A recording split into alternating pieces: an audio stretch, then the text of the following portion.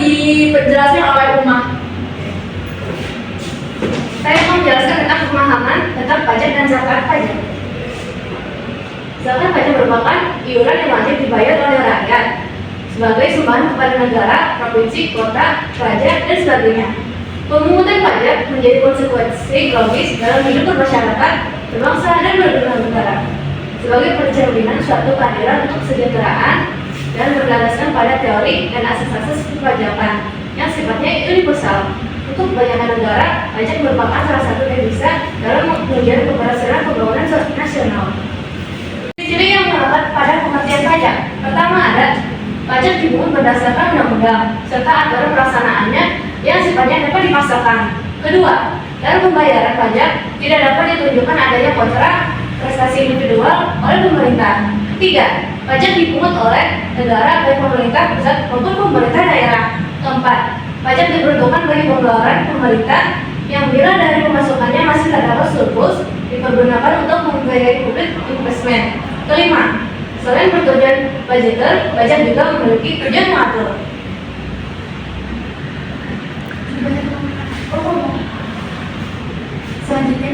Selanjutnya akan dijelaskan oleh Ana.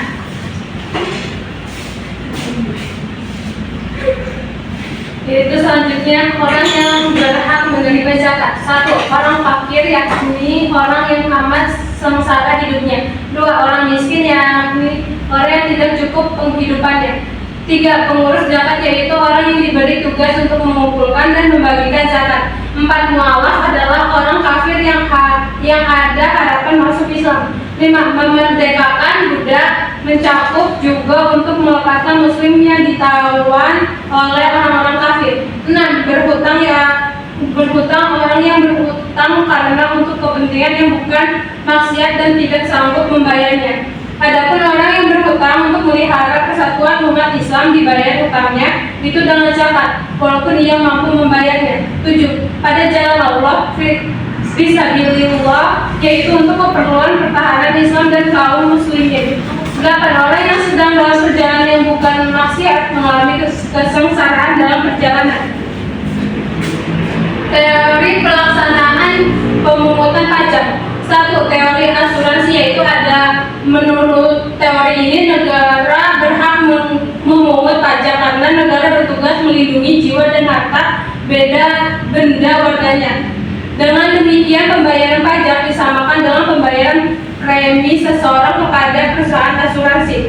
2. Teori kepentingan, yaitu menurut teori kepentingan negara berhak memungut pajak karena negara melindungi kepentingan jiwa dan harta benda warganya, dan di sini diatur pembagian beban pajak yang dikenakan pada warganya. 3. Teori daya pikul, yaitu menurut teori ini beban pajak untuk semua orang harus sama beratnya. Artinya pajak harus dibayar sesuai dengan daya pikul masing-masing orang. 4. Teori daya beli. Menurut teori ini, fungsi pemungutan pajak jika dipandang sebagai gejala dalam masyarakat dapat disamakan dengan kompak, yaitu mengambil daya beli dari rumah tangga dalam masyarakat untuk rumah tangga negara dan kemudian menyalurkan kembali ke masyarakat. Selanjutnya akan dijelaskan oleh Aprilia. Jadi di sini ada fungsi pajak. Fungsi pajak mempunyai peranan yang sangat penting dalam kehidupan bernegara, khususnya di dalam pelaksanaan pembangunan, karena pajak merupakan sumber pendapatan negara untuk membiayai semua pengeluaran, termasuk pengeluaran pembangunan. Di sini ada 4 fungsi, yaitu fungsi anggaran sebagai sumber pendapatan negara. Pajak berfungsi untuk membiayai pengeluaran negara, untuk menjalankan tugas-tugas rutin negara dan melaksanakan pembangunan. Fungsi mengatur, contohnya dalam rangka mengiring penanaman modal baik dalam negeri maupun luar negeri. Pemerintah menetapkan biaya masuk yang tinggi untuk produksi luar negeri. Yang 3, fungsi stabilitas, untuk menjalankan kebijakan yang berhubungan dengan stabilitas harga sehingga inflasi dapat dikendalikan. Hal ini bisa dilakukan antara lain dengan jalan mengatur peredaran uang di masyarakat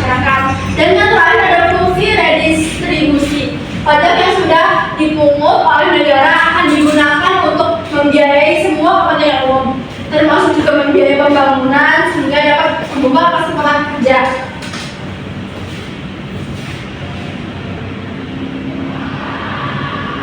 Ya, dan terakhir ini ada kesimpulan. Nah, kesimpulannya itu tujuan pajak dan tujuan zakat dapat dasarnya adalah sama, yaitu sebagai sumber dana untuk mewujudkan suatu masyarakat yang adil dan makmur, yang merata dan berkesinambungan antara kebutuhan material dan spiritual.